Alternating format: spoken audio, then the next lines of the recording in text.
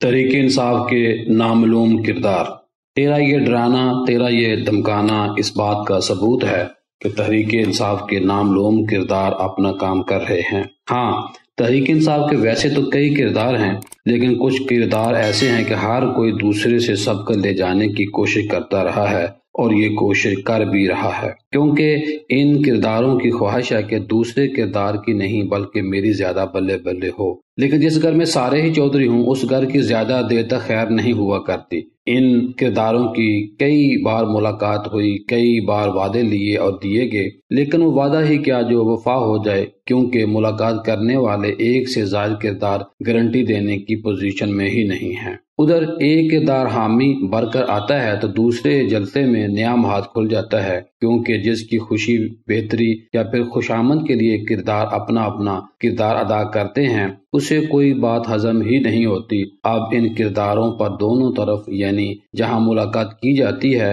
اور جہاں آ کر ملاقات کی اطلاع دی جاتی ہے، پر ہر کوئی اعتماد کرنے کے لیے تیار نہیں۔ اس لیے میرے کپتان نے جس رات خاص مقام پر، خاص شخصیت کی فرمائش پر، خاص پاور والی شخصیت سے ملاقات کی، اگلی صبح اسی مقام پر جلسہ عام میں کہا یہ ہوتے کون ہیں، ان کی جب کال آئے تو آگے سے کھری کھری سنائیں، اور ساتھ یہ بھی کہہ دیا کہ خبردار کسی نے اگر مجھے بائی پاس کر کے ملاقات کی۔ لیکن کپتان کی بڑکوں کا یہ ہرگز مطلب نہیں کہ رابطوں کے پل ٹوٹ گئے ہیں۔ ہاں، ملاقاتیں کرنے والوں کو ہمیشہ تسلی دی جاتی ہے کہ پریشان نہ ہوں، آپ مجبور ہیں۔ جمہوری تسلسل پوری طاقت سے جاری و ساری ہے۔ پاکستان تحریک انصاف کے ساتھ جو ہوا یا کیا گیا، بہرحال اب صورتحال یہ ہے کہ تحریک انصاف کے تمام کردار اپنی اپنی دوڑ برتری، کارکردگی زیادہ سے زیادہ دکھانے کے چکر میں جہاں اپنا نقصان کر رہے ہیں وہاں تحریک انصاف کا بھی نقصان ہو رہا ہے۔ عمران خان صاحب کو تمام کردار یہ بات واپسی پر ضرور بتاتے ہیں کہ ہم ٹمپریچر بہت زیادہ دیکھ کر آئے ہیں۔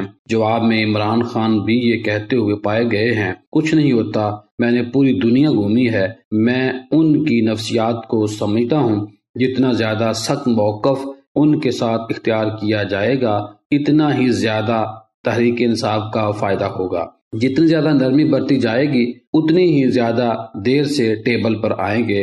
ایک کردار جب دوسرے سے اور دوسرا تیسرے کردار سے ملتا ہے تو یہ ضرور کہتا ہے کہ ہاں، کپتان کی اس بات میں وزن ہے، کیونکہ مسلم لیگ نون کے سربراہ کو سخت پالیسی اپنانے کی بنیاد پر ہی ریلیف ملا تھا۔ دوسری طرف کپتان کو ایک ہی فکر ہے اور ایک ہی کام کرنے والا کہ پارٹی میں جن لوگوں کو کالز آئی ہیں بس وہ ادھر ادھر نہ ہونے پائیں، اور جو لوگ زیادہ سے زیادہ ہماری پارٹی میں داخل ہونا چاہتے ہیں ان کو پارٹی میں شامل کرتے جائیں، تاکہ مقبولیت کا گراف نیچے نہ آئے اور لوگوں کے ذہنوں میں اس بات کو مستحکم کرنے کی کوشش کی جائے کہ اس وقت بھی تحریک انصاف ہی سب سے مقبول جماعت ہے، اور جو ہمارا بیانیہ مارکیٹ میں کامیاب ہو چکا ہے اسی کی تصدیق میں لگے رہیں۔ امریکی اور برطانوی دوست اور سوشل میڈیا کے لوگوں کو اس بات کی کھوج میں لگائے رکھیں کہ روز یا ہفتہ یا 15 دن بعد ہمارے بیانیے کی سچائی کے اوپر کوئی نئی بات تلاش کر کے مجھے دیتے رہیں۔ تمام نامعلوم کرداروں کو کپتان اکٹھا نہیں ملتا اور ہر کردار کو یہ کہا جاتا ہے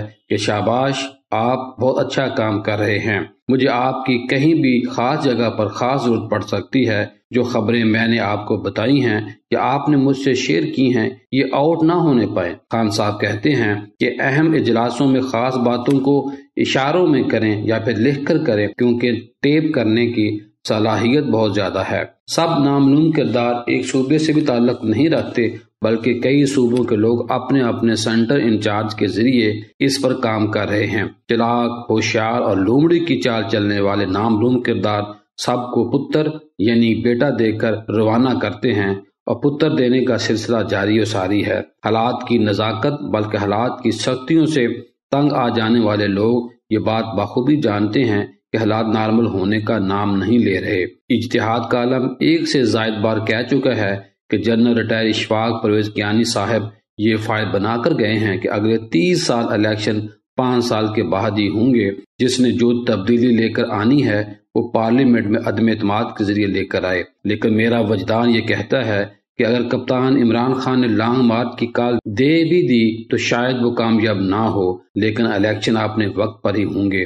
ہاں، البتہ اللہ کی حکمتوں کے سامنے تمام تدبیروں کی کوئی حیثیت نہیں۔ میلاد مصطفیٰ کا مہینہ ہے، سیرت مصطفیٰ صلی اللہ علیہ وسلم کو اپنانا وقت کی ضرورت ہے۔ تو آج ہم پاکستان کے ایسے سیرت نگار ڈاکٹر پیر طارق شریف زادہ کی بات کرتے ہیں۔